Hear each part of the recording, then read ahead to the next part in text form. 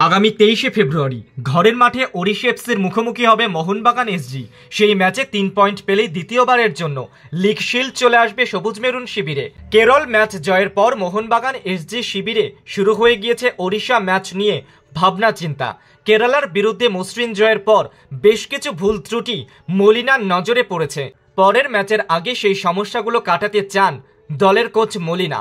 ভুল ত্রুটি শুধরে নিতে চান তিনি। মোহনবাগান সুপার জায়ান্টস 21 ম্যাচে 39 পয়েন্ট নিয়ে 1 নম্বরে রয়েছে। 20 ম্যাচে 39 পয়েন্ট নিয়ে দ্বিতীয় স্থানে রয়েছে এফসি গোয়া। আগামী শনিবার গোয়া খেলতে নামবে কেরালার বিরুদ্ধে। সেই ম্যাচে গোয়া যদি হেরে যায় তাহলে লিগ শিল্ড সেদিনই নিশ্চিত হয়ে যাবে মোহনবাগানের জন্য। কেরল ম্যাচে জয়লাভের পর মলিনা বলেছিলেন, আমরা ঠিক পথেই যাচ্ছি। কেরল ম্যাচ থেকে 3 পয়েন্ট খুবই গুরুত্বপূর্ণ। আমরা শিল্ড জয়ের দিকে আরো এক ধাপ এগিয়ে গেলাম। তবে মনে রাখতে হবে, আমাদের কাজ এখনো শেষ হয়নি। আমাদের কঠোর পরিশ্রম করে যেতেই হবে। রবিবার থেকে আমরা ফোকাস করব কলকাতায় ওড়িশা এফসির ম্যাচের জন্য।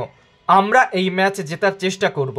দ্বিতীয়ার্ধে সুযোগ নষ্ট না করলে জয়ের ব্যবধান বাড়ত বলে মনে করেন মলিনা। সব মিলিয়ে ছন্দে আছে মলিনা ব্রিগেড, এমনটা মনে করছেন মলিনা।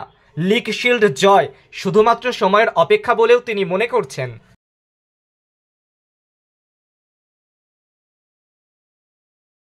সম্মান রক্ষার ডার্বিতে মোহামেডানকে 3-1 গোলে হারালো ইস্টবেঙ্গল। আগের ম্যাচে চেন্নাইয়ের কাছে পর্যদস্ত হওয়ার পর ঘুরে দাঁড়ালো অস্কার বাহিনী। অন্যদিকে সেই তিমিরেই পড়ে রইল মোহামেডান। তবে ম্যাচের ফলাফলে লিগ টেবিলের ছবিটা বদলালো না।